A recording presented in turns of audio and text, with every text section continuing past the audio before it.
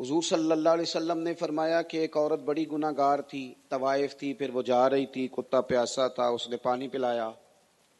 اللہ تبارک و تعالیٰ نے اس خیر کے کام کی برکت سے اس عورت کی بخشش کر دی. ذرا جلدی سے بتائیں یہ حدیث سب نے سنی ہوئی ہے؟ جلدی بولے نا یار، سب نے سنی ہے. پھر یہ ہماری سڑکوں پہ جب کتے مر جاتے ہیں تو مرے کتے کو بھی کوئی سائڈ پہ نہیں کرتا. آپ سینکڑوں لوگ بیٹھے ہیں، حدیث سب نے سنی ہوئی ہے. آپ نے ابھی بتایا کہ ہم نے سنی ہوئی ہے نا جی. کتا ٹکرا گیا گاڑی سے، پہلے تو جس کی گاڑی سے ٹکرایا اس نے کبھی اتنا نہیں سوچا کہ یار میرے تو نبی پاک نے فرمایا ہے کہ طوائف بھی اس کو پانی پلائے تو بخشش ہو جاتی، تو میں ذرا روک کے دیکھ لوں کہ اس کی ٹانگ پہ زخم آ گیا ہوگا. بھئی سب نے حدیث سنی، ہر بندے کو یاد ہو گئی. کیا سمجھ لیا تقریروں کو، واز کو کیا سمجھا؟ یہ بھی وقت گزارنے کا معاذ اللہ ایک ذریعہ ہے. عمل کس دن کرنا ہے؟ سینکڑوں لوگوں کو یہاں بیٹھے پتا ہے کہ یہ حدیث ہے، لیکن میں اس وطن میں رہتا ہوں جہاں کتا کبھی مر بھی جائے نا کسی گاڑی سے ٹکرا کے تو اس کا گوشت گاڑیوں کے ٹائروں سے لگ کے تو سڑک سے اٹھ جاتا ہے، لیکن اسے لکڑی کے ساتھ بھی کوئی سائڈ پہ کرنے کو تیار نہیں ہوتا. بتاؤ کیا لیا ہم نے واعظ و نصیحت سے، کیا سیکھا تقریروں سے؟ یہ صحیح بخاری مسلم کی حدیث جو سینکڑوں لوگوں کو آتی ہے، اس پر کس دن عمل شروع ہوگا؟ کب پتا چلے گا کہ روک دو بھئی ساری گاڑیاں؟ کیوں؟ اس لیے کہ وہ کتا ٹکرا گیا ہے اور ہم نے وہ والا فضیلت، وہ والا فضائل ہم نے سنے ہوئے ہیں کہ سب سے گناہ گار بھی کتے کو پانی پلائے تو رب اس کی بخشش فرما دیتا ہے. لیکن ٹھیک ہے، وہ سنی ہے، تقریر تھی، وہ تو مولانا نے خطاب فرمایا تھا. عمل کب کرنا ہے؟ ساری زندگی اسی پہ گزر گئی. اب کچھ کام عمل والا بھی تو کیا جائے نا. میں اکثر کہتا ہوں کہ نبی پاک علیہ السلام نے جو فضائل بیان کیے تھے کہ تم یہ والی تسبیح پڑھو تو یہ فضیلت ہے، یہ والی تسبیح پڑھو تو یہ فضیلت ہے، یہ والی تسبیح پڑھو تو، غلام کے لیے تو آقا کا اشارہ ہی کافی ہوتا ہے.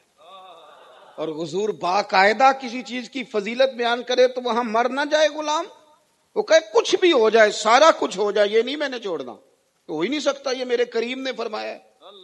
لیکن کیا کریں، سینکڑوں تقریریں ہوئی، لوگوں نے سنی، بڑے بڑے اکابرین نے گفتگو کی، لیکن بس ایک تقریر اور کر جاؤ، ایک جلسہ اور کر جاؤ. بھئی وہ بڑا مجمع ہوا، مسجد بھر گئی، لوگ کھڑے تھے، مبارک ہو مبارک ہو. یہ تو پتہ چلے گا اگلی نماز کے وقت کہ 3 نمازی بھی بڑھے کہ نہیں بڑھے مسجد میں.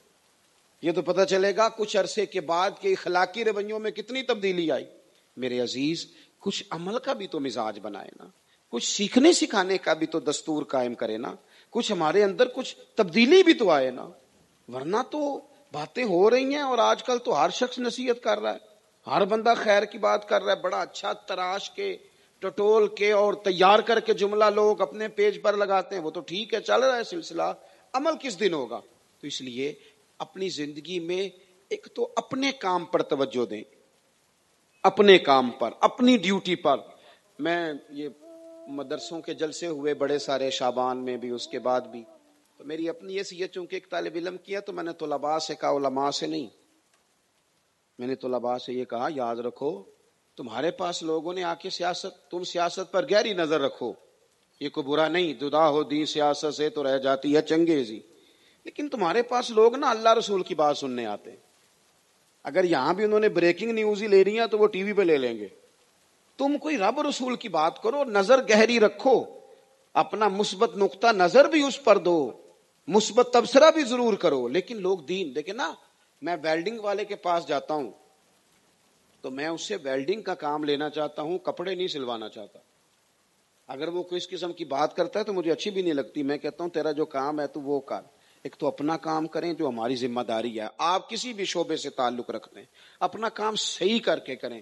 آپ یقین کریں میں نے زندگی میں کچھ ایسے لوگ دیکھے جنہوں نے ڈٹ کے ڈیوٹی کی اپنی، ڈٹ کے. ہمارے ہاں ایک کریانے کی دکان والے تھے ہمارے گاؤں کے پاس، تو سویرے وقت پہ آنا اور ہر روز جھاڑو دینا. وہ بار تھوڑا سا جو تھا اس کو بھی اچھے طریقے سے صاف کرنا، چیزیں لگانا، جھاڑ پونچھ کرنا، اور شام کو بڑے اچھے طریقے سے ساری چیزیں سمیٹ سماٹ کے اندر رکھ کے ڈیوٹی کر کے جانا. پوتے بھی بڑے ہو گئے، لوگ ان سے کہتے تھے چاچا جی ان بس کرو، کینسن یار میرا اپنے کام نہ دل لگا ہے. تو مجھے کرنے دو، میرا کام مجھے تھکاتا نہیں، میرا دل لگ گیا۔ اپنے اپنے کام سے دل لگ جائے نا، پھر انسان سکون میں رہتا ہے۔ کام کریں اور اس میں دھوپ چھاؤں آئے تو تعطل نہ پیدا ہونے دیں، تعطل نہ پیدا ہونے دیں، ڈیوٹی کرتے رہیں کرتے رہیں۔ اور تیسری گزارش آپ حضرات کی خدمت میں یہ ہے کہ جب کچھ سنیں، جمعے والے دن سنیں، کسی درس میں سنیں، کسی محفل میں سنیں، تو اس کو ذریعہ علم بنائیں، اس کو ذریعہ عمل بنائیں۔ ایسا نہ ہو کہ باتیں سن رہے ہیں، ہم سالوں سے سن رہے ہیں، سنتے ہی جائیں۔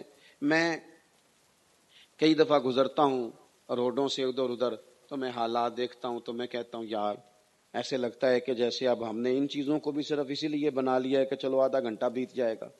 زندگی میں عمل کا ذریعہ اختیار کریں۔ آپ کا جو عمل ہوتا ہے نا، اس کا اثر آپ کی گفتگو سے زیادہ ہوتا ہے، گفتگو سے عمل کا اثر زیادہ ہوتا ہے۔ جب کوئی بندہ عمل کرتا ہے نا، آپ رونے لگ جائے نا تو آپ کو دیکھ کے بندہ رونے لگ جائے گا، یا آپ عمل کر رہے ہیں۔ اگر کوئی قریبی ہوگا نا آپ کا تو اس کا دکھ آپ کو محسوس ہوگا۔ تو اس لیے اپنی زندگی میں عمل کا رستہ اختیار کریں۔ اللہ تعالیٰ مرحوم کی مغفرت فرمائے۔ تشریف رکھیں ذرا جی۔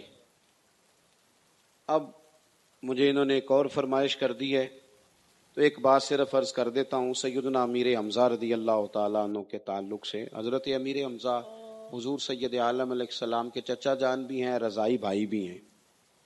اور وہی بات جو میں کر رہا تھا، جو لوگ آتے نہیں آئے، اور پھر جو کام ان کے ذمہ تھا وہ کام انہوں نے ڈٹ کے کیا، اور جو کچھ کیا کشتیاں جلا کے کیا۔ حضرت امیر حمزہ رضی اللہ تعالیٰ عنہ نے 40 کے قریب لوگوں کو قتل کیا ہے احد میں، اور پھر دھوکے سے پشت پر حملہ کر کے ان کو شہید کیا گیا۔ اللہ نے ان کو اعزاز یہ دیا ہے کہ رسول پاک صلی اللہ تعالی علیہ وسلم نے 70 بار ان پر نماز جنازہ ادا فرمائی ہے۔ 70 شہداء کا جنازہ پڑھنا تھا، ان کا جنازہ پڑھا، ایک جنازہ آیا حضور نے پھر پڑھا، پھر دوسرا آ گیا وہ پڑھا ہے۔ اللہ کے محبوب نے ان سے محبت فرمائی۔ کرنے کا کام یہ ہے کہ ہم اپنے ان اکابرین کو یاد رکھیں، ان سے سیکھیں۔ ان لوگوں کا خون بنیاد بنا دین اسلام کی۔ آج تو لوگ تھوڑا سا کام کرتے ہیں تو پھر انہیں فوری طور پر تعریف بھی چاہیے نا، نام بھی چاہیے، اسٹیج بھی چاہیے، انہیں بڑی شہرت بھی چاہیے، کام بھی اتنا نہیں کرتے۔ لیکن یہ لوگ بنیاد بنے۔ ان لوگوں نے پہلے معاذ اللہ یہ مطالبہ نہیں کیا کہ ہمیں بتائیں ملے گا کیا، گورنری ملے گی، فلانی چیز ملے گی تو پھر میدان، یہ نہیں کہا انہوں نے، بلکہ انہوں نے یہ کہا کہ ہمیں تو اللہ رسول کی رضا درکار ہے۔ تو حضرت امیر حمزہ رضی اللہ تعالیٰ عنہ سید الشہداء ہیں۔ میدان احد شریف میں آج بھی آپ جب جاتے ہیں نا تو وہاں کی ٹھنڈک، وہاں کی خوشبو اور وہاں کا سکون بتاتا ہے کہ یہاں کوئی خاص لوگ ہی آرام فرمائیں، یہاں کوئی خاص ہستیاں آرام فرمائیں۔ اللہ تعالیٰ ان کے صدقے ہمارے حال پہ رحمت فرمائے۔